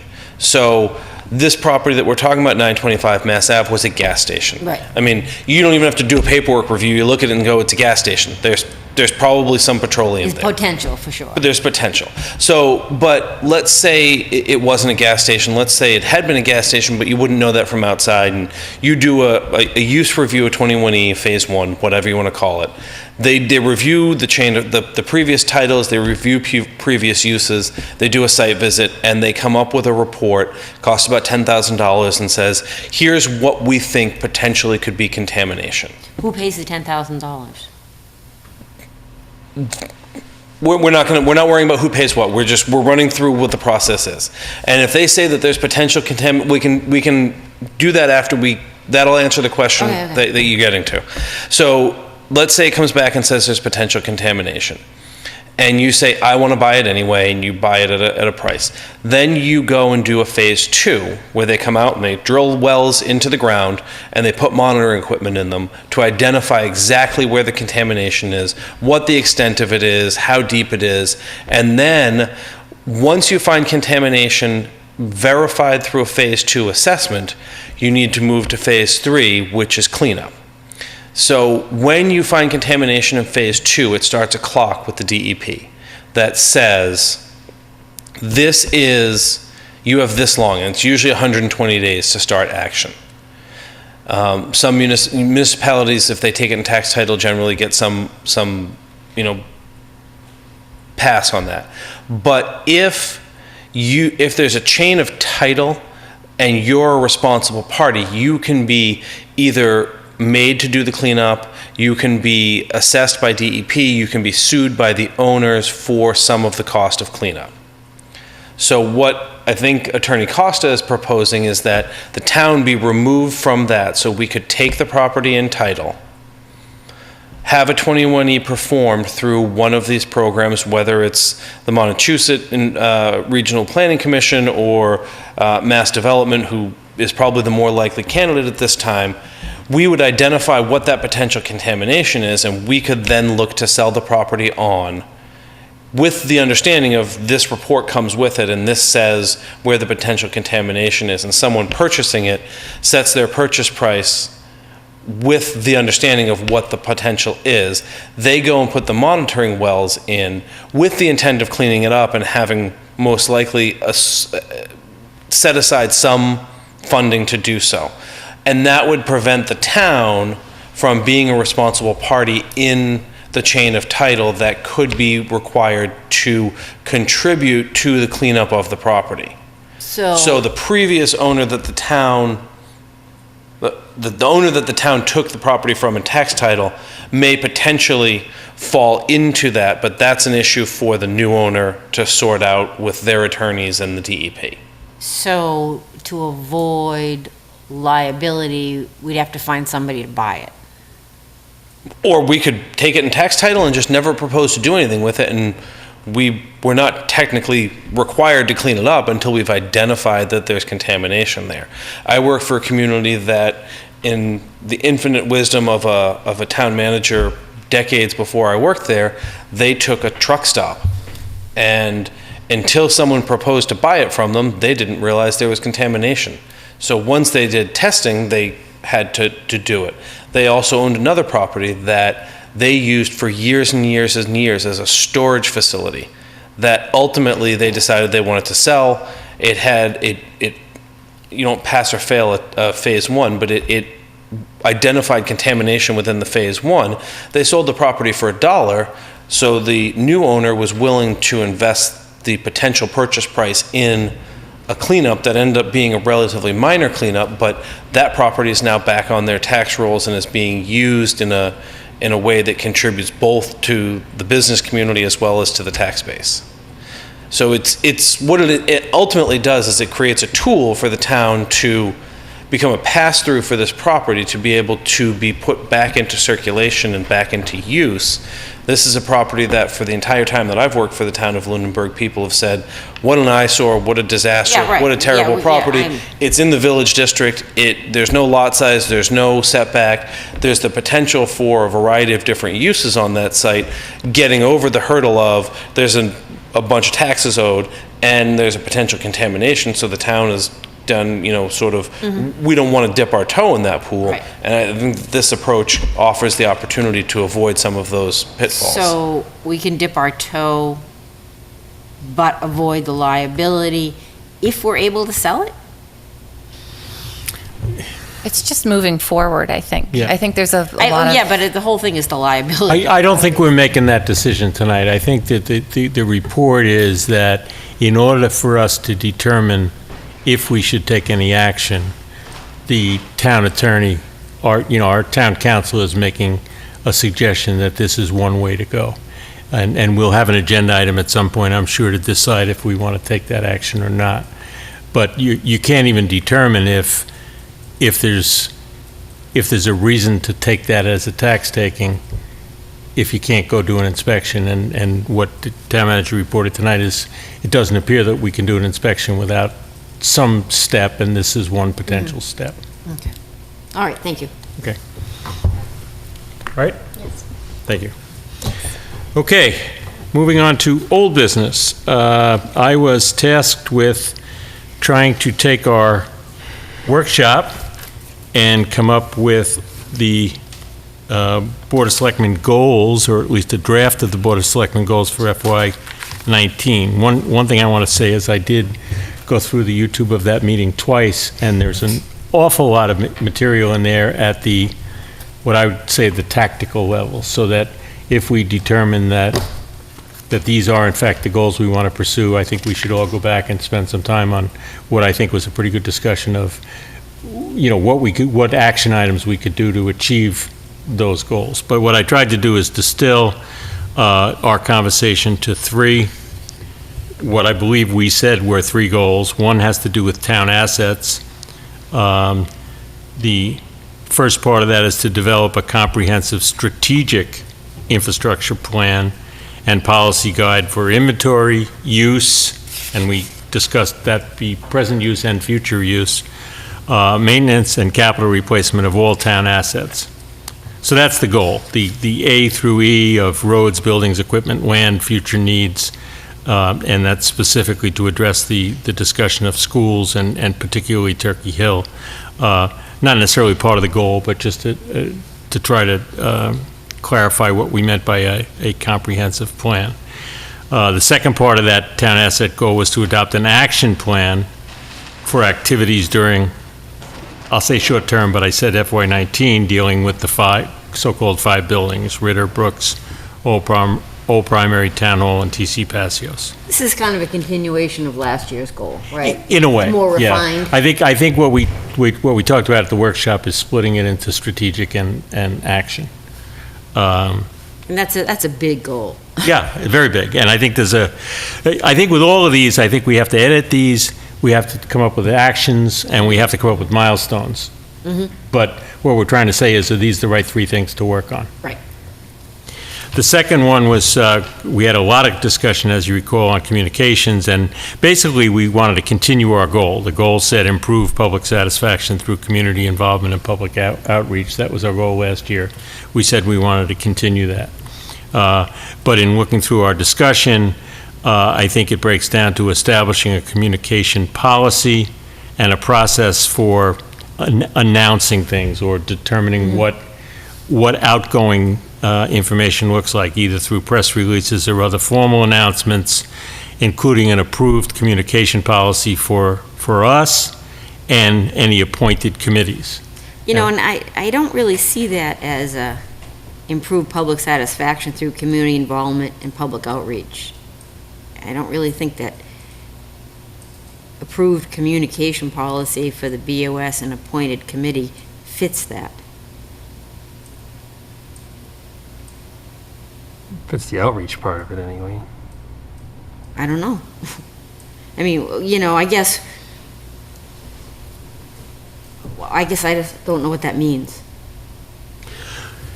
Well, we talked a lot about a communication policy as a board. How do we disseminate information? So the action items and milestones on that would talk about, I think we said, how does the board as a whole present information? I mean, we had a conversation, if you recall, about, you know, websites and Facebooks, and it gets problematic for any one of us to make a statement of what we're doing or what we did without representing the whole board. So Bob suggested, if you remember, that when we decide on something and decide this, whatever we're doing needs to be communicated, we actually go a step further with a process that says, and here's how we're going to communicate that, either with a press release, with something on the website, with something on the Facebook page, and it is a statement from us. And then we said that could extend, that policy and process could extend to committees as well, but starting with those committees that we appoint. If any other board or committee wants to use it, that's fine. And that's why I say they may use it, but but we restricted ourselves to those that are ourselves and those we appoint. And that's just one of the three. The second one is to improve presentation material. We had a lot of discussion about the availability in advance, if possible, more financial data in advance, a budgeting calendar that extends for the whole year, a discussion about the use of acronyms, and other acronyms was the example, but other educational opportunities to not just do business, but to use the act of doing business to help the town become more involved in what it is we're talking about. Right. Yeah, no, I definitely agree with that one. And then finally, the use of social media practices and policies, including open meeting law compliance and appropriate opportunities for community involvement. And I think that talks to, for the most part, the public satisfaction and public outreach sections. And there was. And I don't know what we do about open meeting law compliance. I mean, I don't know how many times I have to go to open meeting law training. I mean. Well, I mean, I think I think a lot of the training concentrates on what you can't do, but I think there was some discussion on why can't we be more like Senator Tran or more like Jen Benson, and one of the reasons we can't be is because we're not an individual person. We're a board. And who speaks for the board? And they don't have to follow open meeting law. Okay, well, that aside, we're not a mayor. We're a board. And the only way we can speak as a board is if we speak as a result of something we agreed to as a board. Okay, and that's that's the connection, I think, to open meeting law. The reference I didn't see in all the stuff I watched, I didn't see a huge concentration on the do's and don'ts, but more a concentration on how do you best communicate being conscious of open meeting law and opportunities for more community involvement. Sure, okay. And all open meeting law really points towards making sure communication always happens in an open way. So right. I think it's always part of a communication with a board. So I think there was a wealth of discussion in that one, and if we agree that actually all we really have to agree to is last year's goal still our goal? And then we can spend the time working out the action items and the milestones. No, I think improving public satisfaction through community involvement and public outreach is a great goal. We'd never want to say that communicating is no longer our goal. Right. We probably wouldn't want it. Probably not a good idea. So, okay, so I wasn't inside your head, so thank you for explaining that. Okay. And then finally, we talked about increased alignment between the Board of Selectmen and committees appointed by the Board of Selectmen, and that would be a process for selectmen to assist the boards and committees we work with by organizing the appointment process and making the members feel more part of the process.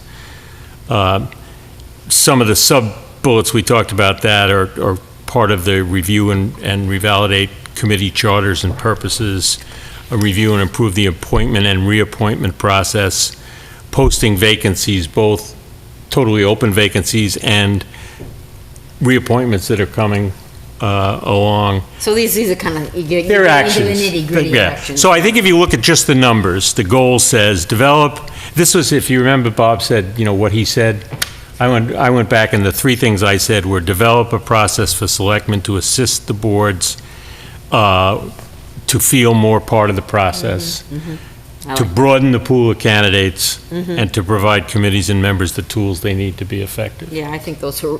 They were the three. Those are the three. And that all this other stuff is just like some action items. Exactly. And there's a lot of action items as we kind of climb into each of these and put together milestones. I think we can continue those discussions and talk about the action items. But that's what I came up with. As a result, we kind of said that the economic development goal is no longer a BOS goal at the moment, but it is, all the activities that were kicked off continue to be moving forward, and that the town manager's goal includes a charge for a potential economic development committee, maybe yes, maybe no, and that we'd assess that at points in the future. One thing is, I don't see it, we don't have a financial goal. You know, I know that we didn't talk about it, but I was just thinking about this. You know, my goal is to reduce the taxes to 2% a year for the next 5 years, because at the end of that, you will have eliminated 2.5% tax increase. So I know that we didn't discuss this in the thing, and it's, you know, but we don't have any financial goals, and I really think I would our argue bill. that's a discussion we have to have, because it's also it's balanced with a service goal that says providing town services. Well, you know, we in a- just gave away 5% tonight, you know. No, we that's the whole. recouped 5% of an expense that we did to give services. But, you know, so I think it is a broader conversation. Okay, fair. And I think the budget is like the basis of the entire year for so many people. I mean, I don't know necessarily if it's a goal or if it's almost just the essence of what happens all year long with everybody. Yes, but it's a way of looking at it. Oh. It's the way we look at it. I think we're looking at it the wrong way. But I mean, when you drill down and watch departments and stuff work on it, I think everybody works really hard every year to save money and use it well. I don't see this global negative point of view. I see that people struggle from every department to do the best they can every year. I haven't seen people try to waste or not use the money wisely. So I wouldn't want to, I don't get that as a goal. So, I don't know. You can always tighten your belt. You can always find But more that efficiencies. could be your opinion of a process, and I don't know how we turn that into a goal for 5 people if we don't all agree. No, I'm just saying that we just really, I think the town has to rethink. I don't think anybody has a goal to waste money, if that's the No, opposite I don't of- think people have a goal to waste money. I agree with you on that. So I think everyone has a goal every year to do the best they can with what's available. Can we agree that these 3 are our goals that we can add to? I make a or- motion that these are our 3 goals. That we can add to. Sure. Yes, I second that, and thank you, Jamie, for Yes, thanks, Jamie. doing what I'm sure was a nearly impossible task of honing this in. Well, actually, we did a lot of good discussion, and I don't want to lose the details underneath this. So I think as we work out milestones, that'll be helpful. All those in favor? Aye. Aye. Aye. The next is town manager goals, and I think we also already reviewed them and gave some input. Did you make any updates prior to tonight? The only update was under goal number 1, action 2. There was a comment to change that from to create new and increase two-way communications. It was To create an increase. right. Yeah. That was input from the board. And we also said that given what we just did tonight, you have the ability, if you want to go see if you want to fine tune any of these, but, I would like to make a comment that these are the same goals that the town manager had last year. And she wasn't able to accomplish them because I think there's just too many goals. And again, there's no financial goal. And she is the town manager, the chief financial officer. So I would like there to be a financial goal, and I think that maybe 1 or 2 of these should go away because it's not getting done. The continuation of last year's goals. Right. So it's not that there weren't accomplishments within each of those goals. It's continuing some of those same goals. Number 5 is an entirely new goal. Oh, I don't even have number 5. What was it's it? on the back. It's create written procurement process and procedures. Now, doesn't the state have procurement processes? You know, why would you have to? You need internal process and procedures, just like you don't have to policy. don't you have to follow all the state rules? I mean, aren't there boilerplate procurement policies that you can just No. adopt? I don't understand that. I mean, aren't you following the state guidelines? We are, but each department has responsibilities in purchasing supplies and services, there's construction projects. But don't the same procurement policies apply to all departments? But creating an internal set of policies and procedures that's an easy guide for departments to follow, because they don't have that certification, procurement certification, to know all the intricacies. Well, So how has the town managed for the last 200 years? I just don't understand. I wasn't here for the last 200 years, so I don't know. I mean, I just feel like it's a lot of clerical work, and that there should be some boilerplate things that can be adopted. Yeah. This was brought up by our auditor, so this would be an accomplishment of our management letter recommendations as well. This eliminates the potential for fraud, which we want to do in all instances. So I think it's something the town needs to do, and will be helpful to. And I don't think. Couldn't we have a consultant do something like that? No. The town needs to have a procurement officer, and the part of, and in our case, it happens to be the town manager, Heather. But in addition to that, just to cite an example, the Building Reuse Committee wanted to do an RFP, all right? We didn't have the first clue on how to go about that, but there were very specific steps we had to follow. The RFP had to look a certain way. We had to post it, we had to advertise it, we had to bid it.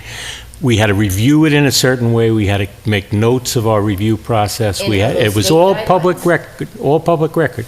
Yeah, but we didn't even. But I didn't know that, and nor did any of the members of the committee until our procurement officer helped us. At the time, it was the previous town manager. Helped us understand what needed to be done, why we had to do it. We didn't even know we had to do it, and therefore comply.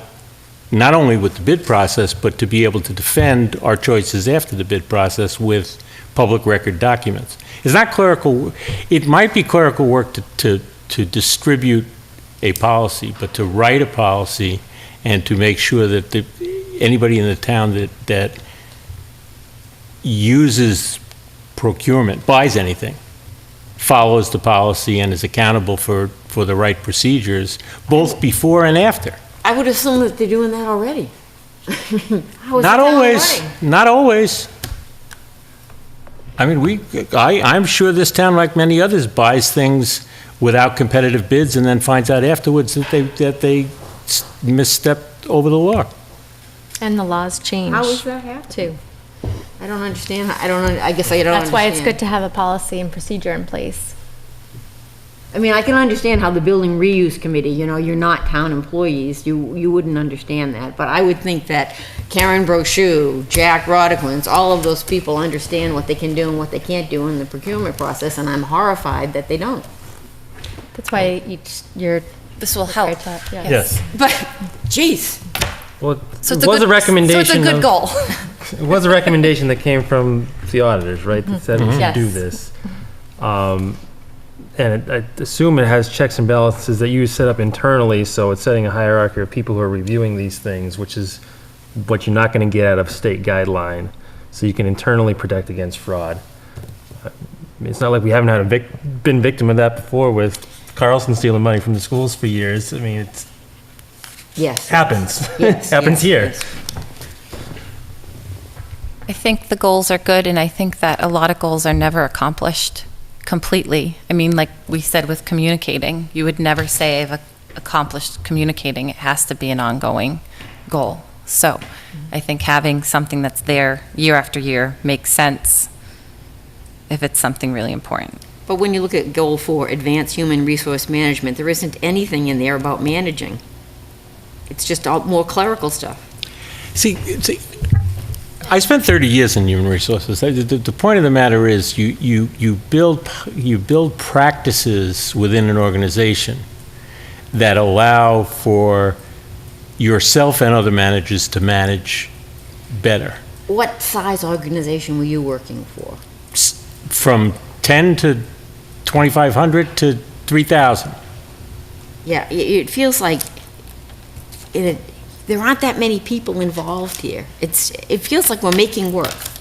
No, I disagree.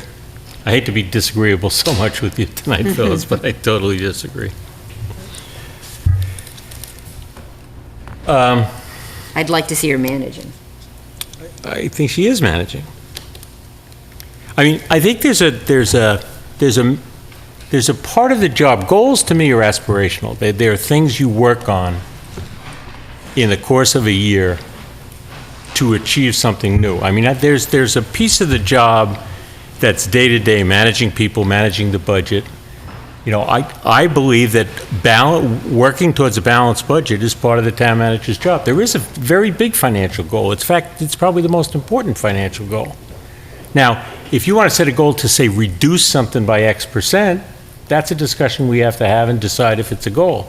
I happen not to agree with that. I think that we have to provide the services we provide now without increasing costs. But we can have that debate. But I think the town manager's job is to manage the budget that the town approves, manage the people that work for the town, I agree. manage the various departments and their interaction with each other. And these are stretch goals to say, while she's doing all that, she's going to try to improve these 5 areas.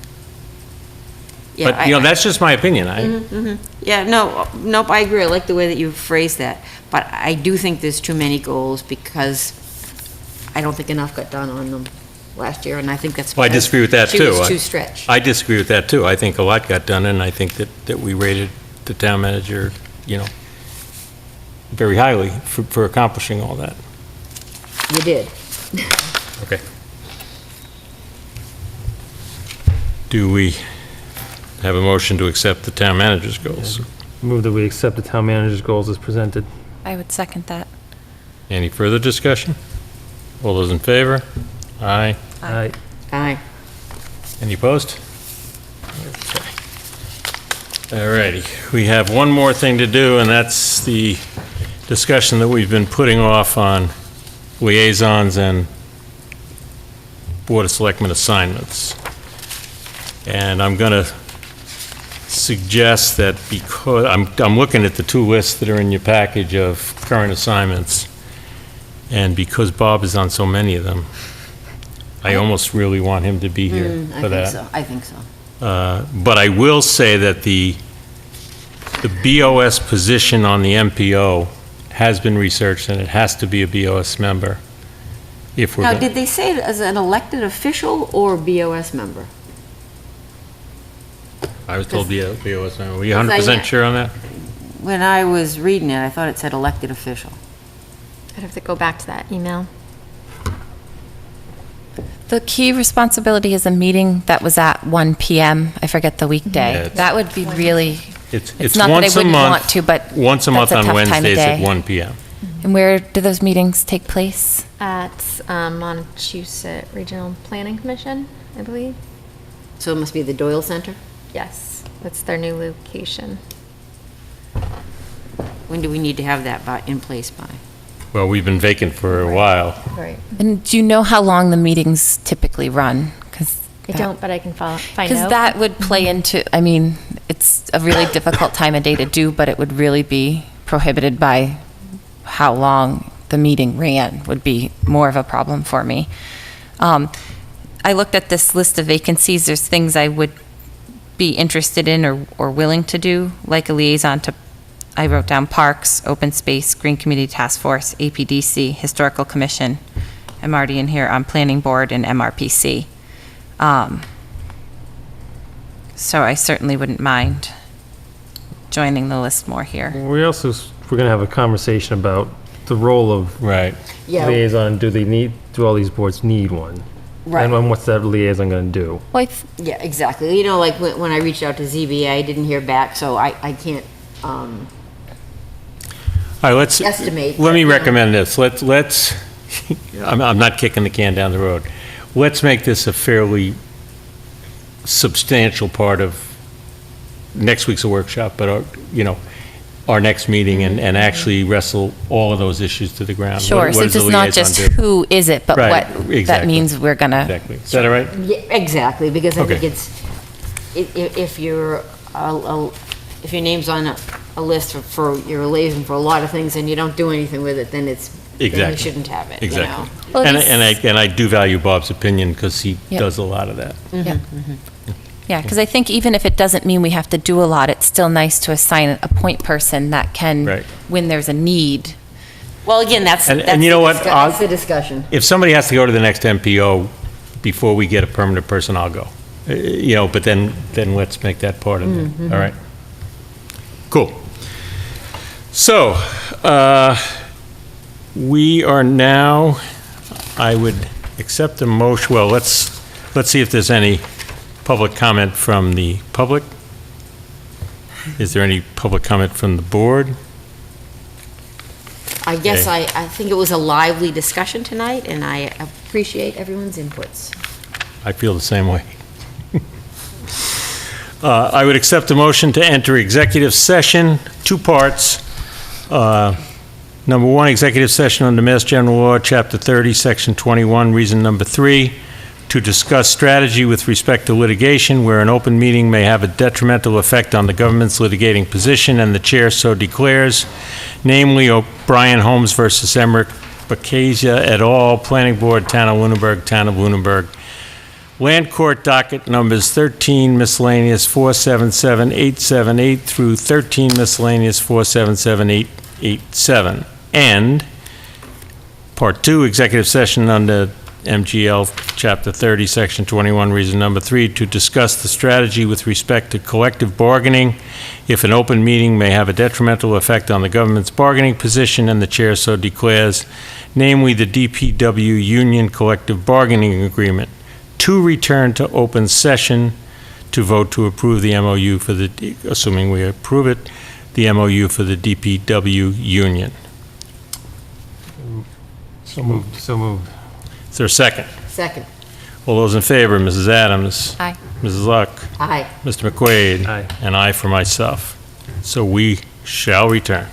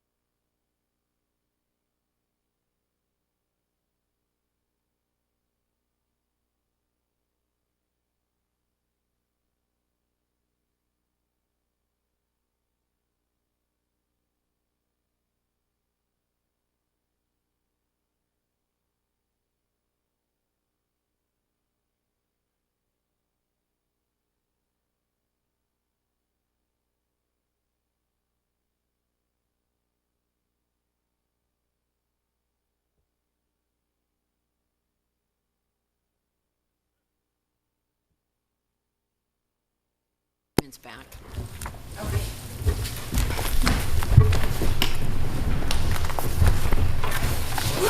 3, 2. Okay, we are now back in executive session, and I would entertain a motion to... From executive session. And I would entertain a motion to adjourn our meeting. So moved. Second. All those in favor? Aye. Aye. Hi, everybody. Thank you very much.